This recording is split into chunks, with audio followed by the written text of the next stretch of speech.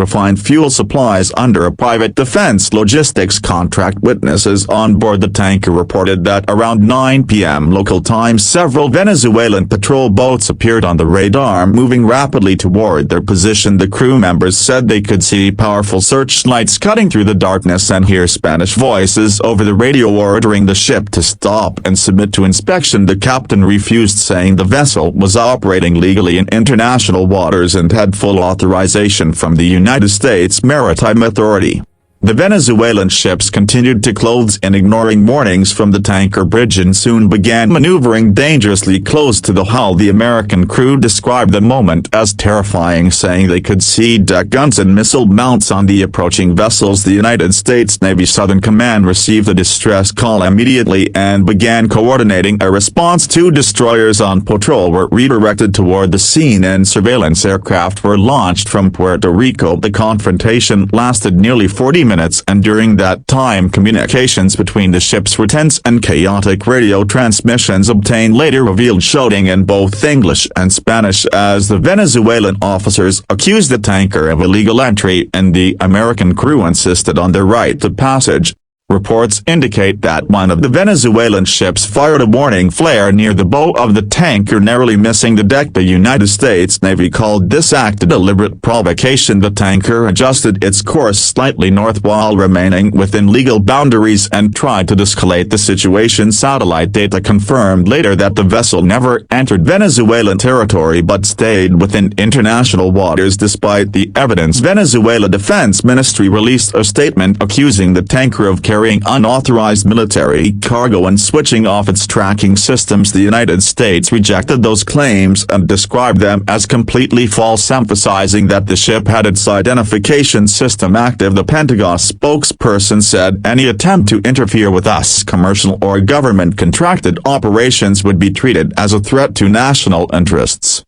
The tanker is valued at nearly $248 million, making it one of the most expensive commercial vessels currently operating in the region. It carries strategic fuel supplies that support military and humanitarian missions across the Caribbean. After the incident, the United States Navy deployed additional assets to secure the area, including P-8 Poseidon reconnaissance aircraft, drones, and maritime patrols. By early morning, American destroyers were visible near the Houston Star, ensuring its safe passage to open waters. The Venezuelan vessels eventually withdrew, returning to port at La Guaira with no shots fired and no casualties reported, but the political tension was immediate. Washington called on the Venezuelan ambassador, demanding a full explanation, while Venezuelan state television celebrated the encounter as a victory against foreign intrusion.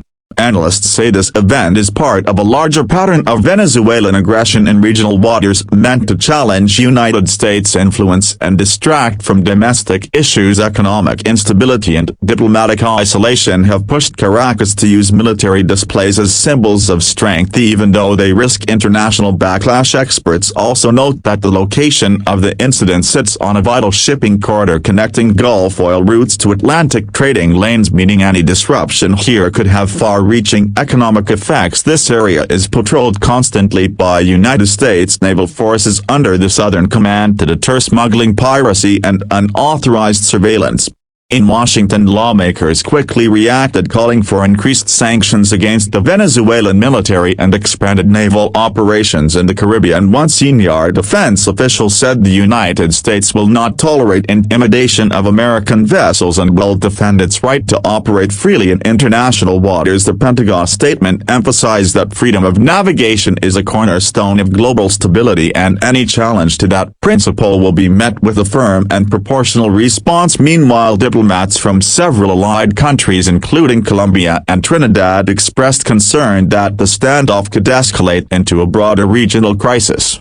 The United States intelligence community is monitoring increased radio chatter from Venezuelan naval bases, and analysts believe more patrols could be deployed in the coming weeks. Satellite images have already shown movement of frigates and coastal defense ships leaving ports near Caracas. This suggests that Venezuela may be planning additional exercises, possibly to test United States response times or to send a domestic political message. Venezuela Foreign Minister claimed that American forces have repeatedly repeatedly violated its maritime zone with surveillance flights and intelligence-gathering operations. Washington denies those accusations, saying that all activities comply with international law. For the crew of the Houston Star, the experience was described as surreal. One officer told reporters that they saw searchlights and weapons pointed directly at them and felt for a moment that gunfire was imminent. The ship captain later said that his crew acted professionally and followed every rule of engagement to avoid escalation. When American naval support arrived, the Venezuelan vessels quickly pulled back, confirming that they did not want direct confrontation. The incident, though brief, highlights how fragile maritime relations have become between the two nations. International analysts are warning that such encounters could spark an accidental conflict. A single misinterpreted movement or radio call could trigger a dangerous chain reaction in the Caribbean, where military forces operate in close proximity to commercial lanes with little communication coordination. The United States continues to emphasize deconfliction measures, but the situation remains tense.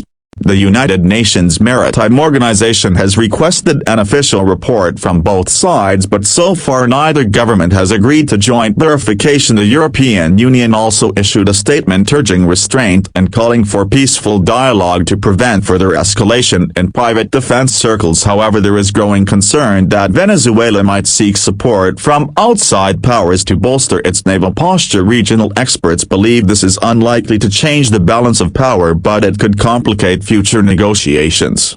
As of now, the Houston Star is under escort and proceeding safely to its next destination. American naval vessels remain in nearby waters, ensuring there are no further incidents. The Pentagon confirmed that no crew members were injured and that damage to the tanker was minimal, though psychological impact on the crew was significant. Several members described sleepless nights after the event, remembering the sound of approaching engines and flashing lights on the dark horizon.